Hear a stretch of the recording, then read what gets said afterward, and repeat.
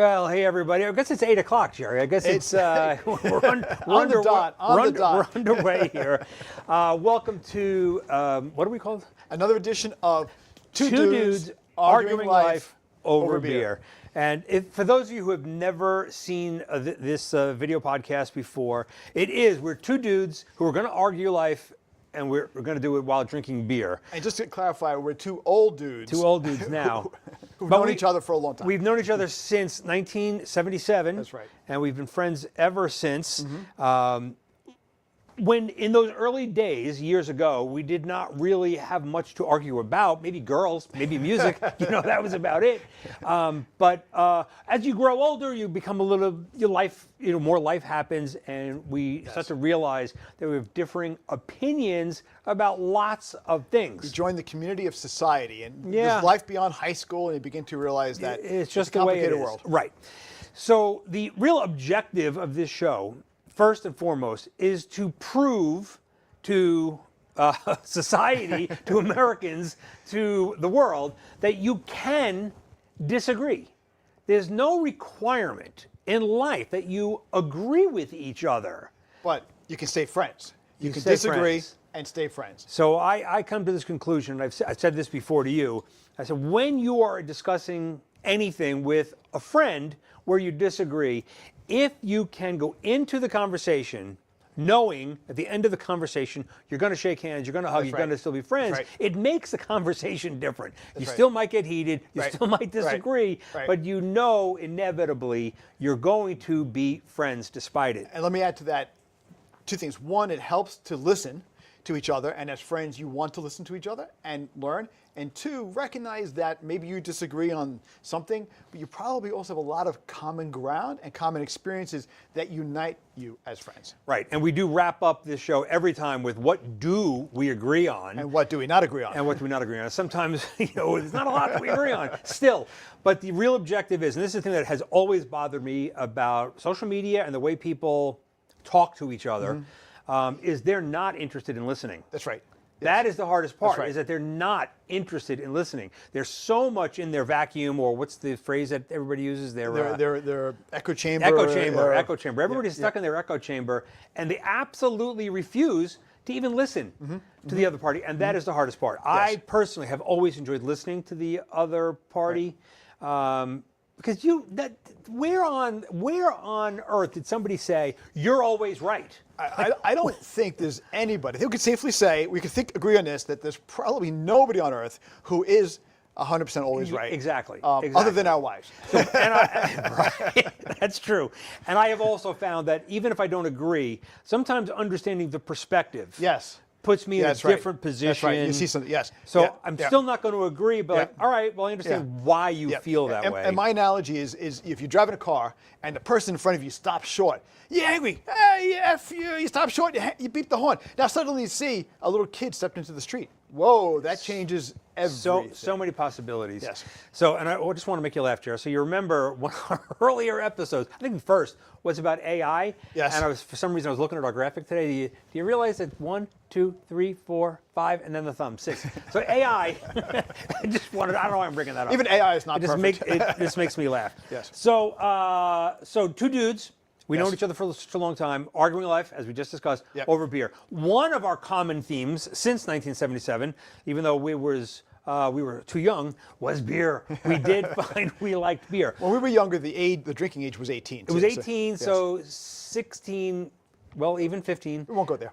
We won't have to go there, but it wasn't like that hard. The society has gotten more aware of some of the issues regarding youthful drinking, which is good, which is very good, So we are going to discuss another tough topic tonight. It is about immigration and ICE. We have discussed this before, but the problem has only seemed to exasperate itself. It's only gotten bigger and bigger and bigger, and the two sides are really separating even further apart. But before we get to that, first, let's talk about the beer, Jerry. Okay, sure. What have you got? Jerry's got something going on. I have 3 different types, and see if Tim could come up with the theme. All right. The commonality. All right. Okay, the first one is a Corona.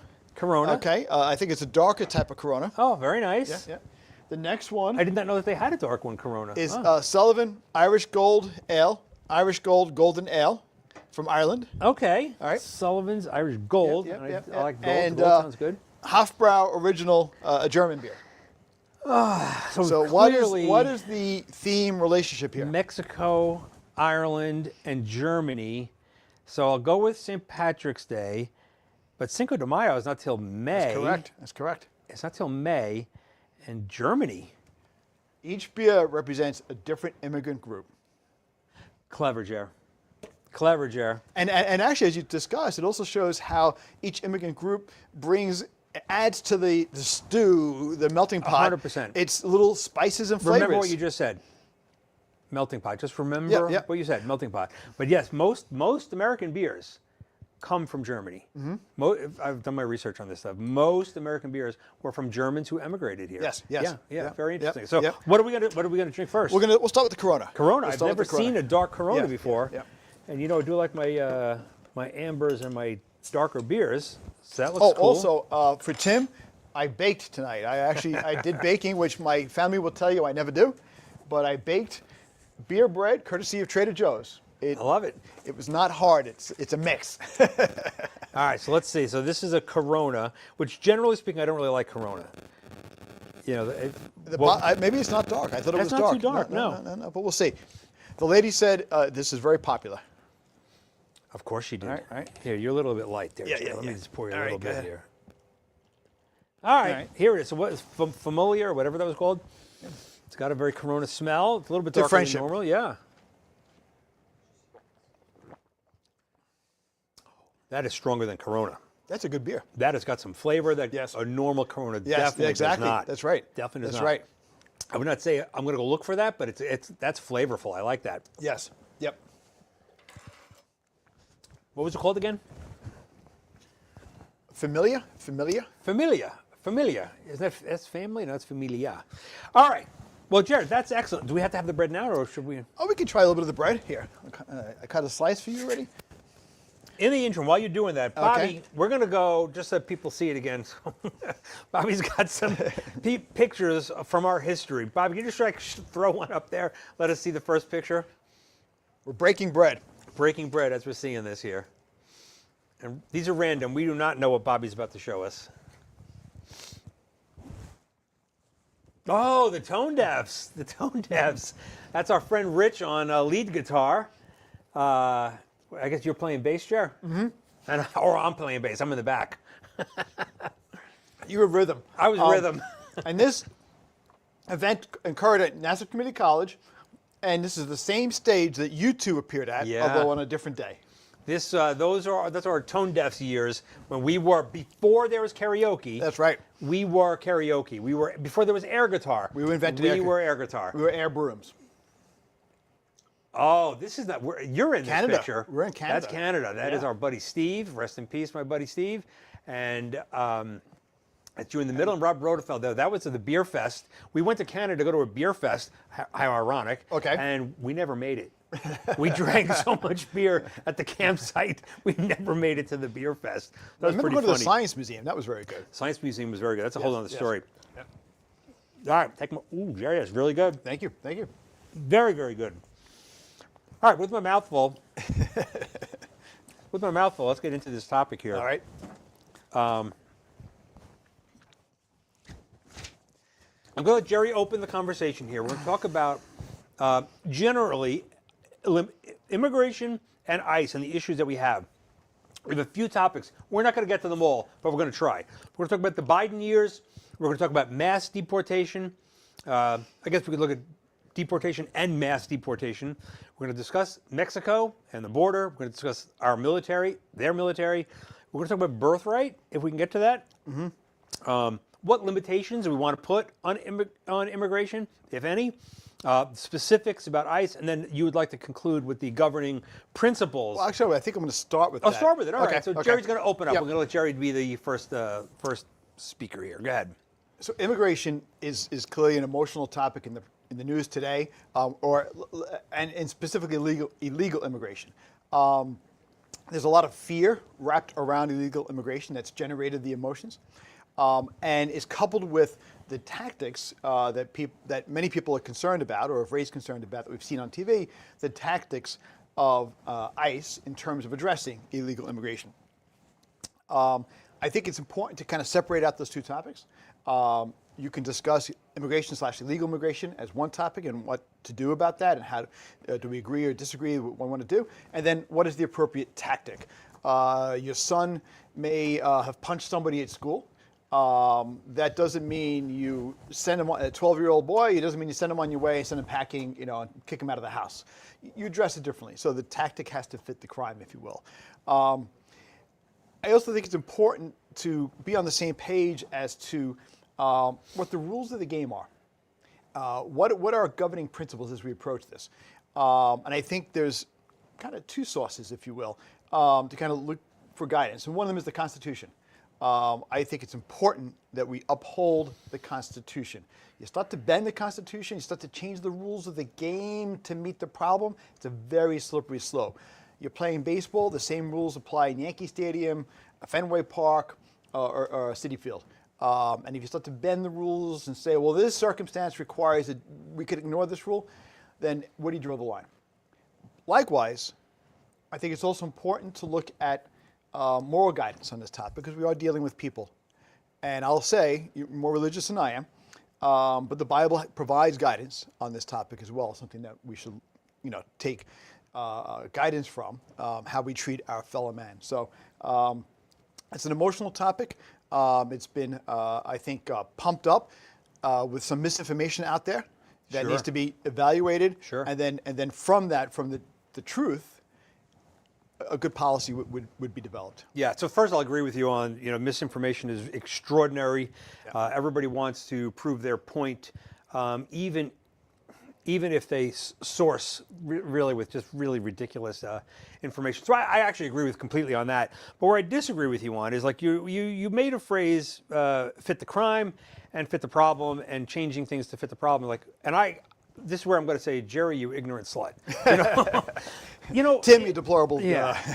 if there is a problem, I am going to find a rule to fix that problem. And the problems have changed, right? Immigration today and illegal immigration today is not what we've seen in the past. It is nothing like what it used to be. We can compare it to legal immigration. And listen, my Irish grandparents and my Italian great-grandparents came here legally. And the reason I brought up to you the melting pot, because to me, if you come to America, you want to become American. Now, the one thing that was beautiful about America is it was an undefined, there's no definition of American. However, they came here for the better life, so that you should, in my opinion, get yourself into that melting pot. First generation is definitely going to struggle. I was going to say, most typical first generation does not, because they grew up in a different country. It's the second and third generation that tends to. I'm not going to say that they don't. I'm going to say that they don't do as well. Right. But they come here to get into that melting pot. That is the point. They left that country for a reason. One of my biggest issues today is that, and I really can't figure it out, is that why do immigrants come here illegally and then wave the flag of their home country? Like, what? And it's not, listen, my father used to put the Italian flag up on St. Joseph's, the Irish flag on St. Patrick's, below the American flag. Below the American flag. He was proud of our family's heritages, but he was proud to be an American. So I think we have to be careful about generalizations, because yes, some immigrant groups here and will have a lot of pride in their home country and will wave that flag. And I'll actually say, being the month of March, and St. Paddy's Day is a week away, a lot of Irish people will do the same thing. Will have warm feelings toward the home country. It doesn't mean that they're not embracing their new country. That's where I disagree with you. I disagree with you. And how do you know that they're not embracing their new country? Look at what they're doing. They want their culture. Who's they? Let's just. No, I'm saying it's very easy to make generalizations and then to work off of a generalization. But it's important to make sure you can support. I'm generalizing because the people who you see on television, the people you see on the internet, are not the Irish people. They're not the Italian people. They are. I am going to generalize, but I'm going to say people from the Muslim countries, people from Central America. And I still give them lots of leeway because they may be in trouble. But if you're in trouble and you come here, you're coming here because this place is better. So, But how are they not embracing this place? Many of them have joined the armed forces. you join the armed forces. Join the armed forces. I'm with you. And most of them have jobs. They're working. They're adding to the economy here. But I want to go back to something you just said. Go ahead. Why do they come here? And they come here for the same reason why your ancestors came here, my ancestors. Do you believe that, though? They came here out of desperation and hope for a better life. Do you completely believe that every one of them is coming here with that intent? So the absolute question, of course, is no. And today and in any day in the past, people would have come here, even in the 1800s and in the early 1900s, for a variety of reasons. The vast majority of them came over here to make a better life. Yeah. Some probably had alternative motives. But statistics show for illegal immigrants that they actually commit less crime than can people who are citizens here. I've heard those statistics, and I don't know that I believe that even for a second. And let's just let me phrase this. hold on. Let me just ask you this question, right? So, because I'm not going to disagree with you outright, right? I'm not disagreeing with you. And we have to listen to each other. Go ahead. We do, but let's just use the example of Dearborn, Michigan, of major parts of Minneapolis. If the police in Michigan can no longer go into Dearborn, tell me how that's a melting pot. Tell me how their interests are American. It's not. It's not. And it's not a few people. It's thousands. They've taken over entire cities. I don't know what city they've taken over. Dearborn. Dearborn, I don't believe they've taken over Dearborn. Oh my God. Yeah. Jerry, of course they've taken over Dearborn. Have you not heard the police talk about it? Their do not go zones? No. But I also remember the South Bronx. Yeah. And the South Bronx was a no-go zone in certain years. So immigrant groups will tend to consolidate around a certain area. It happens for all immigrant groups. When the Irish had their area, right, in Brooklyn, and the Italians went to Little Italy, and they had these sections, right, because And Lower East Side. they needed to go to places right. where That's right. their relatives were, where Right. their sponsors were, Right. all those things. That's a Right. fact. Did they take over those sections and not allow? Actually, yes. There were times where situations were in the past where certain criminal groups, 5 Points in Lower Manhattan is a perfect example, where criminal groups would take over certain parts of a city and dominate gangs. I mean, you're and going way organized crime. back now. You're going No, way back. But I'm not arguing with you. You're But I will say that that does happen. But there are 14 million illegal immigrants in this country. Okay, 8.5 of them are actively engaged in the economy. Okay, okay. So while some definitely have a criminal nature, and that could be the original intent, or not. It's a good question, but the vast majority probably don't. They're adding to the economy. Okay. That's a subject that I want to address, but we're going to have to take our first break. Okay. And we'll come back. We'll get the second. I don't like beer out. taking breaks, but we only have limited time. Oh, at our age, you need to take breaks. we have to take our first break. Bobby, are you set to go for our first break?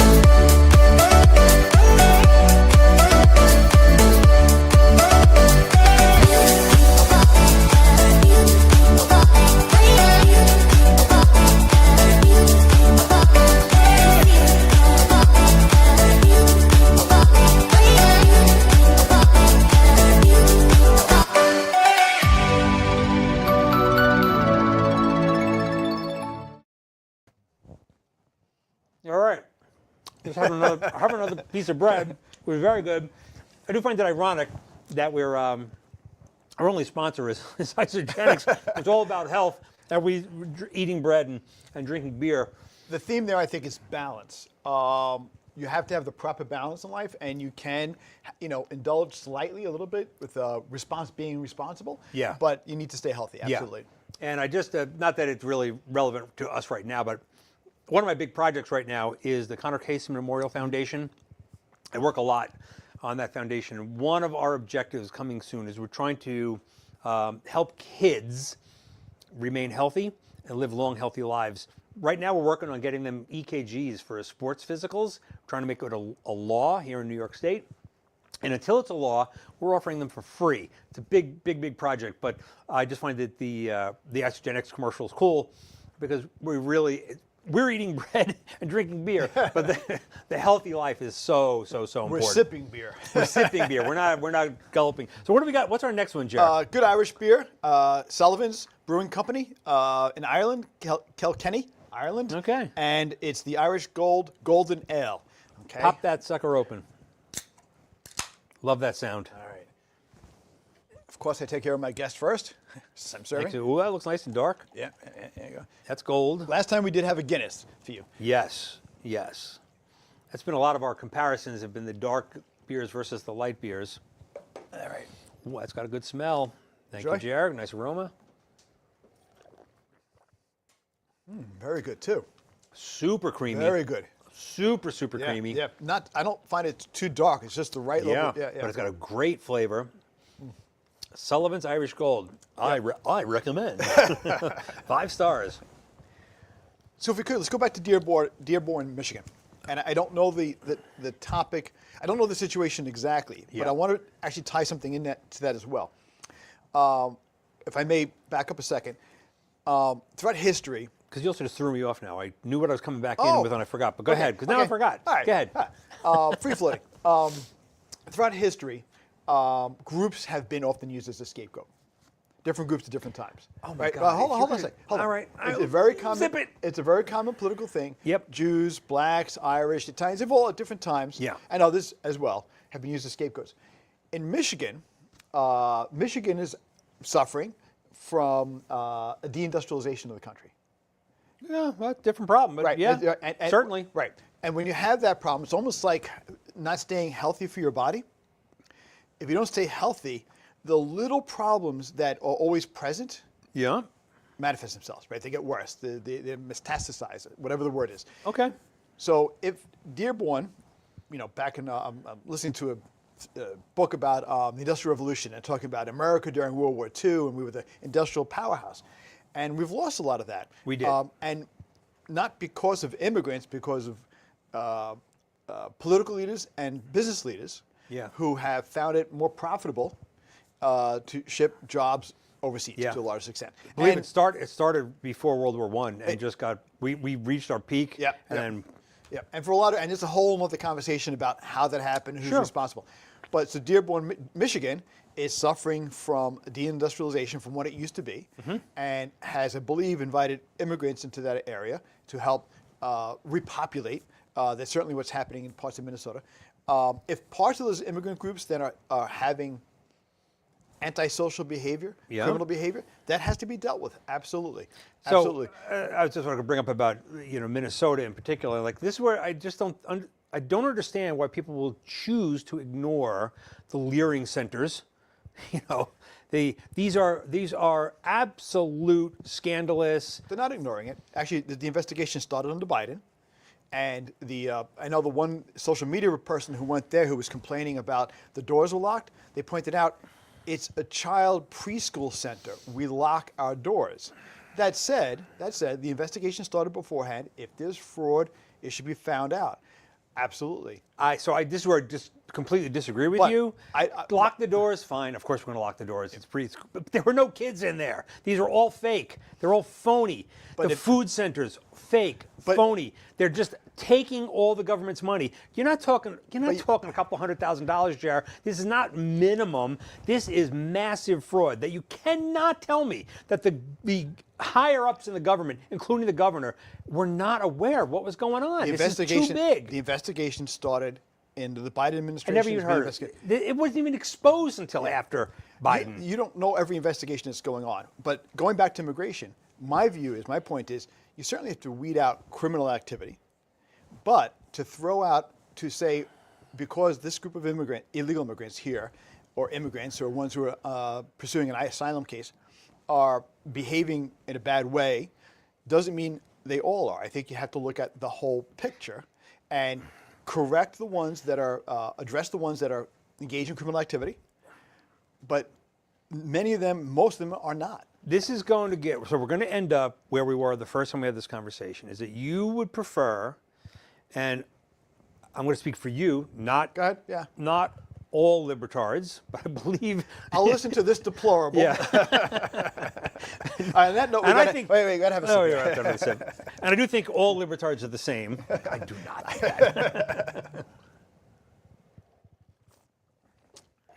Yeah, I'm gonna finish that one. You know, I do think that your approach is to go with a fine needle and thread to go through this and like find these problems. Like I do believe they shouldn't have got to that point ever. So, and this is where I'll go to the Bible. Please don't go there yet. Okay. Please don't go there yet. Okay. Because you had said something on our last conversation about this that stuck with me, and I wish I had realized how profound and to me absurd what you had said was. Oh, by the way, I forgot to ask him for more pictures. Oh, keep going. Through the third section. You had said that, when we were talking about New York City at the time, and you had said, well, they're already here, so they're part of the family now. And I was so taken by that. Like, what does he mean? That they're already here, so they're part of New York. They're part of the fabric. And this would have been my reply. Like, Jerry, if somebody breaks into your house, they get into your house, and they're occupying one of your bedrooms. Right. Are you just going to say, oh, they're here now? Right. I have a different analogy. Address that question, though. That's a criminal, and the person should be arrested. So where's the difference? Just tell me how, if they're illegally in New York City, Dearborn, Michigan, Minnesota, the list can go on. I view legal immigration, if you want to use an analogy, more like most of them are more fitting into this category, what I'm about to say. You're a shopkeeper. You find a 16-year-old boy stealing a loaf of bread. He's a criminal, right? So you call the police. Yep. The police come. Then you find out the 16-year-old boy is stealing a loaf of bread because. No, there is no because. No. There is See, a this because. is where you're going to rationalize crime. No, okay. I'm not. You can't rationalize crime. Yes, you can. The reason why. Cannot. Go ahead. The reason why is listening. Clearly, first off, it's not all crime. Technically, if you overstay a visa, it's a civil offense. Just like Elon Musk was an illegal immigrant here for a while, as well as Neil Young, the guitarist. Secondly, if you come into the country, it is a misdemeanor, not a felony, and it's only if you get deported and come back again does it become a felony. So if you come into the country illegally, it's not a high crime and misdemeanor. Secondly, they're coming here out of desperation, in part because of all the problems in their country. Not for a second to believe that the majority of them are doing that. And I, for a second, believe the majority are doing that. Yep. Because 8 million of them are working here. I hope we're both taxes. wrong. First of all, I hope we're both wrong, and it's somewhere pleasantly in the middle. I hope they're coming in for good reasons, not bad reasons. I don't hope we're both wrong. I hope you're wrong because I think it'd be nicer to know that they're coming here because you just want to work hard.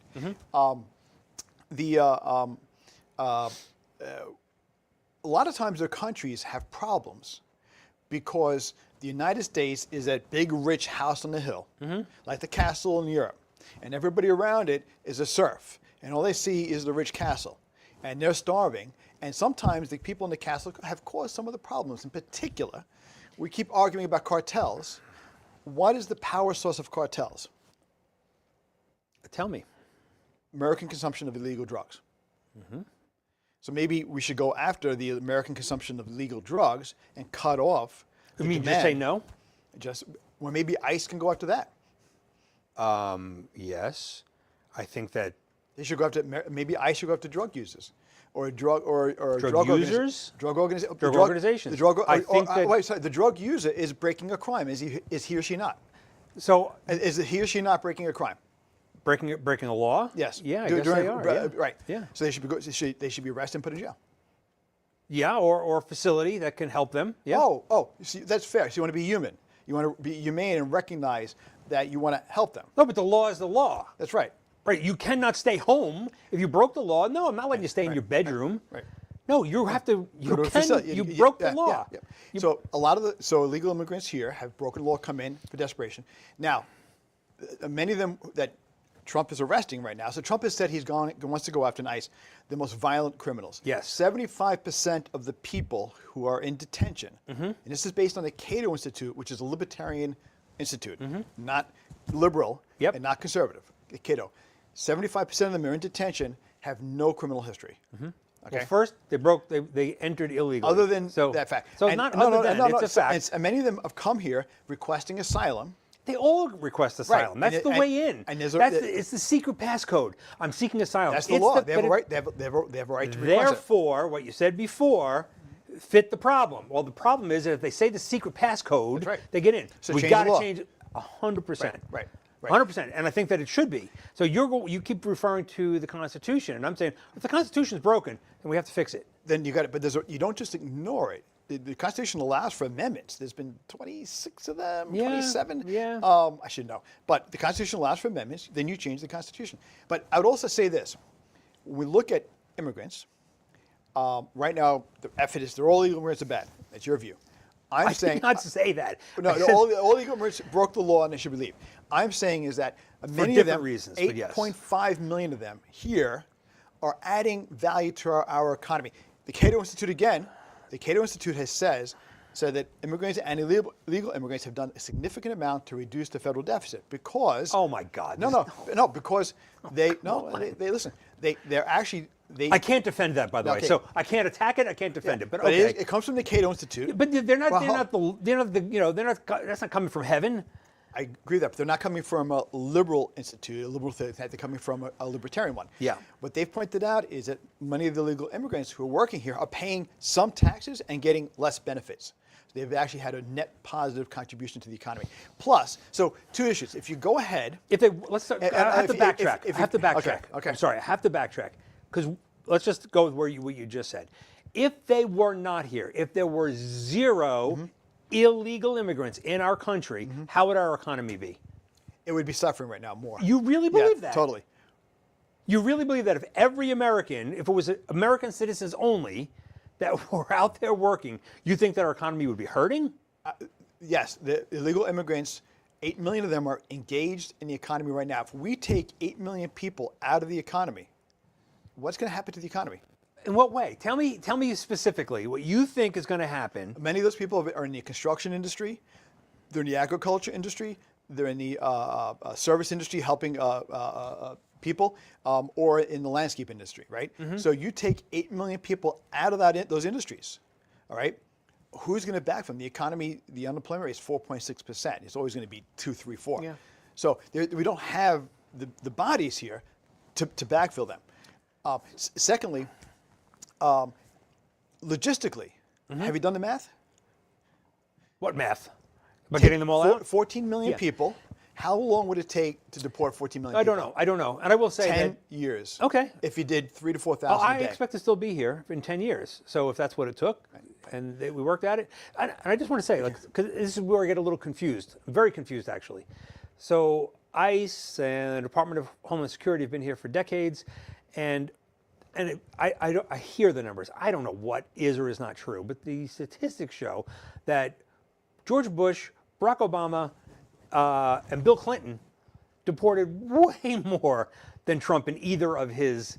That's correct. Yeah, I read the same thing. Yeah, because more were coming in over the border at the time. Okay. So more were coming in, and actually, there was no section of time more than the Biden 4 years. No, and actually, Biden's nickname was Returner in Chief. Oh, I cannot believe that. Look it up. That border was wide Yeah, open. but the border was, more people were coming to the border. Yeah. More people were being returned. Oh, I just can't believe that. And I would say, so neither of that us is the were there, right, so right, exactly, exactly. Yeah. My view is right now we're in a situation that we have incorporated, and people have come over out of desperation. It would have been helpful in some respects, no, in many respects, to have a better immigration policy. Proposals were constantly going to our political leaders, and they were, I'm going to say, en masse, incompetent to actually come up with a strategy. Yeah. Year after year after year after year. In the meantime, illegal immigrants came in, and many of them joined the economy. I believe that fear is being used to show some of them are bad people, are criminals, and should be dealt accordingly.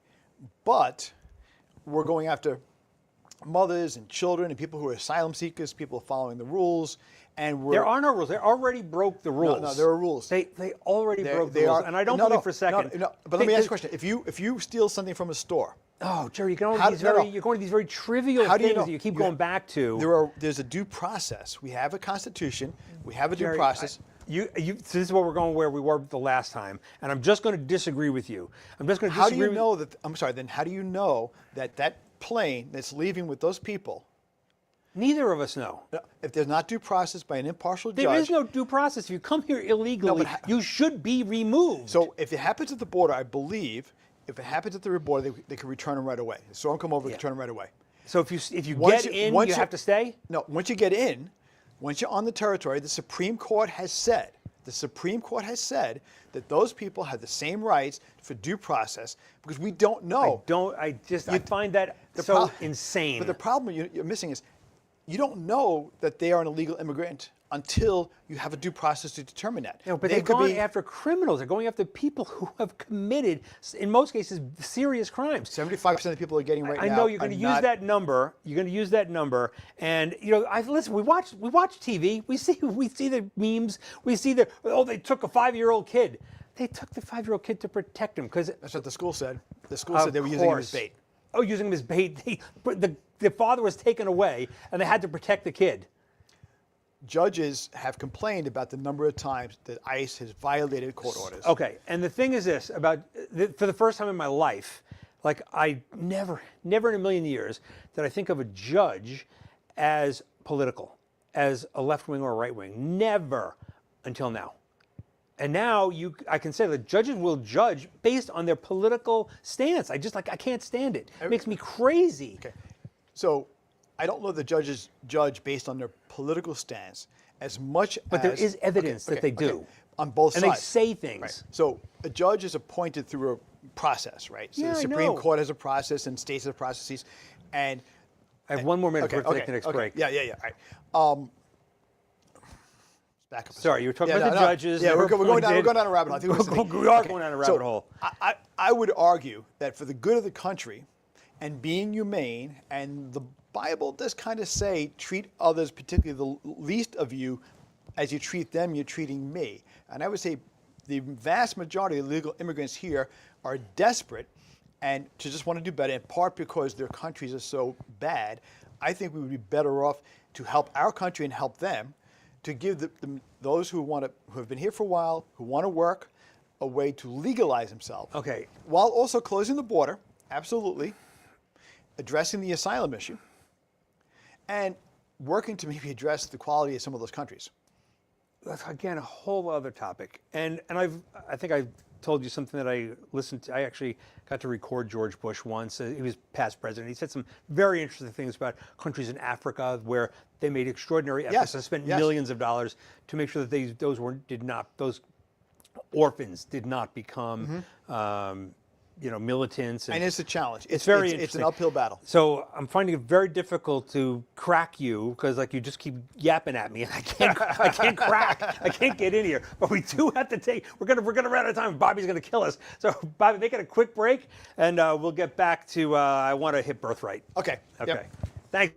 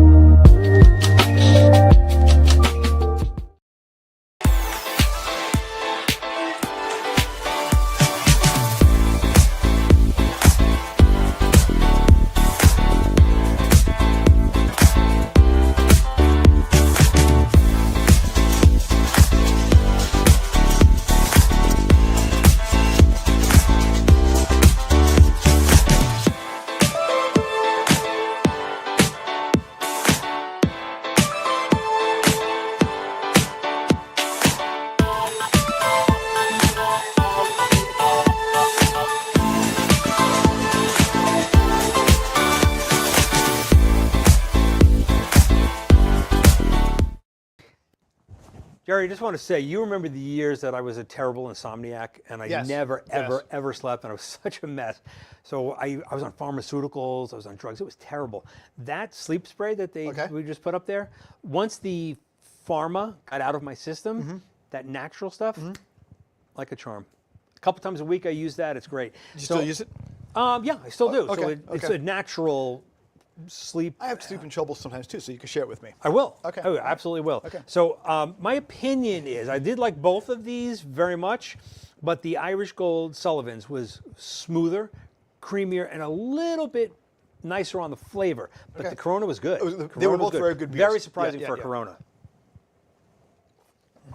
So cheers to all my Cheers to our- my fellow deplorables and to all my libertard friends who are my friends. Exactly. You don't have to get mad at me. Cheers to the libertards and the deplorables in the audience. Yeah, yeah. All right, so we really are running out of time here, and I hope Bobby doesn't have anybody coming in after us, so maybe if we go over, he won't kill us.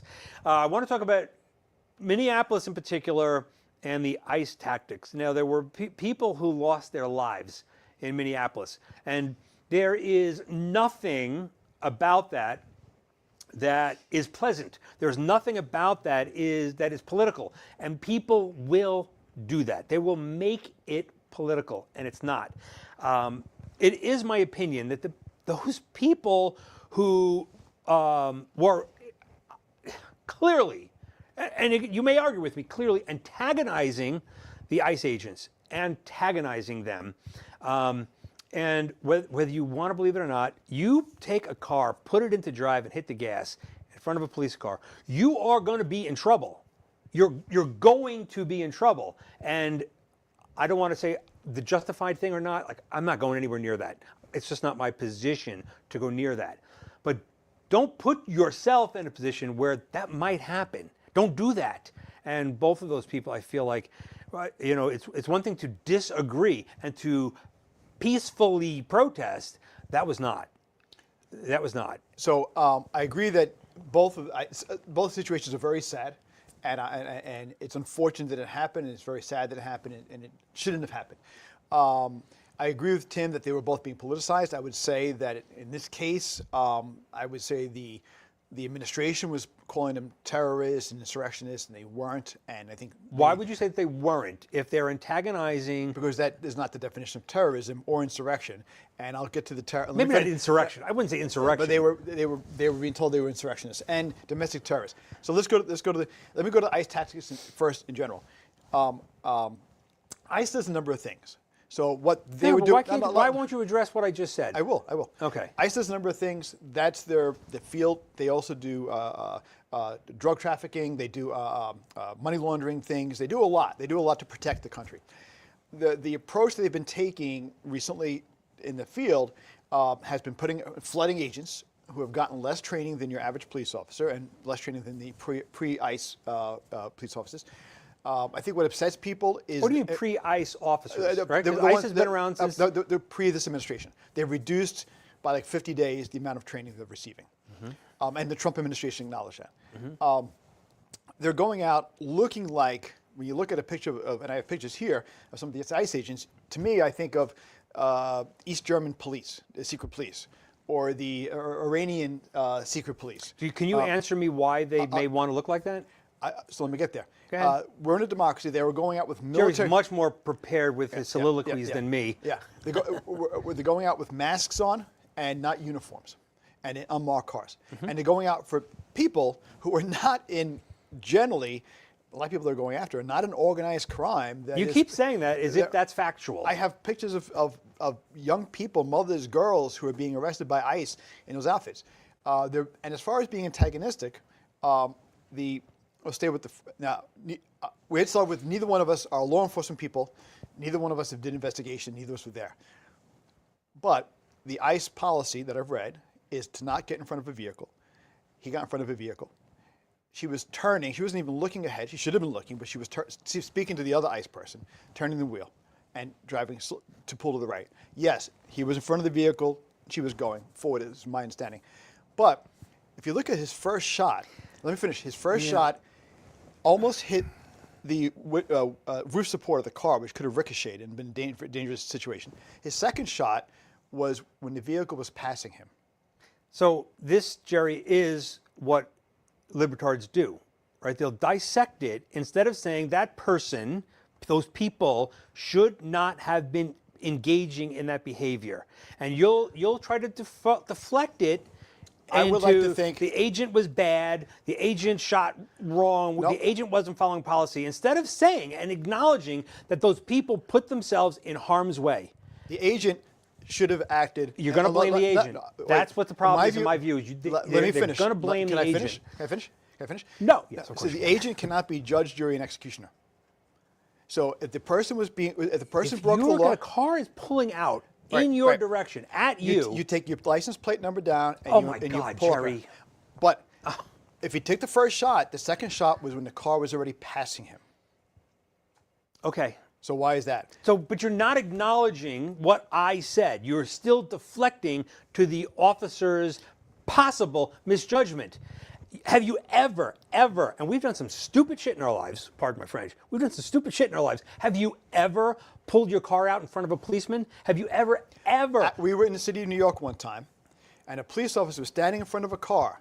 You remember this, banging the hood of the car, saying, "Back it up." And what did we do? No, we weren't in the car. We were just walking past. Yeah? Right. But he didn't try to shoot. So what I'm saying is, she was protesting. Now, she decided to protest in a way that broke a law, right? She's perpendicular to the street, and she should not have been there. So you arrest her, and you prosecute. But I would say it seems to me that the ICE police officers, and again, I don't know anything about law enforcement, I didn't investigate it, overreacted, and particularly when the shot is perpendicular. All right. You know, Jerry, now, okay, the other one, Yep. the gentleman was shot on the ground as he was being restrained. He had no weapon, and he was shot 10 times. That is That's a not problem. factual. You're going to say that, but that's not factual. I've seen pictures. I've seen the pictures. Okay. But, so Jerry. to me, it seems as if the approach ICE is taking, the tactics it's taking, are generating the negative response. Not that people are opposed. I think the general American public would accept pursuing more aggressively illegal immigrants here who are engaged in criminal activity or gangs, and processing them through process and deporting them after they serve their time. Yep. Although Nassau County executive was deporting them without them serving their time, giving them to ICE, but they had not served the time. But the majority of them, but I think that people are concerned about the fact that people who are protesting Yeah. and have been sprayed by pepper spray, bear spray, simply, and having pictures taken of them and they're put into databases and they're being tracked. ICE is doing that, and that's what people are concerned about. Is the tactics. Okay. I don't. We really are over time. Yeah, I'm sorry. It appears that Bobby doesn't have more people coming in, so maybe we're not in trouble yet. Good. But I don't believe for a second. I know I've seen the pepper spray videos. I've seen that all happen, and I don't believe any. I don't think. Again, I'm always going to come down to a thing when you make a statement about somebody or did something, I'm always going to say, well, if that's true, why would they have done that? And I don't believe for a second that randomly, ICE agents, police, anybody, is going to randomly just say, I'm going to spray them now. Something happened that triggered that. Will there be mistakes? We all know that. We know that the mistakes happen on all sides, and we hope that cooler minds come through, but I don't think that they're out there randomly spraying protesters for no reason. I just don't. And you're right. You're right about mistakes. And I think what I would like to see, is professionalism by our law enforcement in dealing with protesters or the person they're arresting. Yeah, so I think it's think very that they important have. to stay and remain professional. I'm concerned by the over-military view that the current ICE tactics seem to show. And we have to wrap it up. But I'm just going to say that the reason that they look the way they look is because of the I'll say the tactics of the protesters, and they're trying to find the ICE agents' families and their kids, and there's a lot of that going on. And I too would, if I was in that situation, I would not want them looking for my wife. I would cover my face too, because I do not want them looking for my wife. So I will tell you something. I have gotten forget it. I'll tell you later. All right. Okay. Yep. Okay. I've never done that. I'm saying, and that's not that I'm telling you I've done that. I've had that done to me, and Right. it's scary. So, It is, yeah, and I yeah, yeah. believe that. So I believe that's a lot of, you know, why do they look that way? Well, they look that way because of what has occurred. And let me be crystal clear also, is that I don't believe it's always the protesters on the street. I think there's much more organized bad people who are doing that stuff. It's just my opinion. I'm not so sure, but New York City police officers wear their badges, their ID, their names on their jacket, on their shirt. And if you ask those policemen today, why are they not policing anymore? These are real facts. It's all police are in a stand-down position. They're because of that, because of what might happen. Trust me, I know enough of them. Okay, that may be if that's a problem. The response of covering faces to me and wearing military weapons and makes it look like a secret police force, secret military police force of a dictatorship. Of course. I don't like that image. I think yeah. there may be an alternative way of addressing that problem without going overboard. Well, that's somebody else's. Somebody else would have to change their methods then before you'd expect them to take that mask off. You would. So I don't know if we can, Jer, but where do we agree?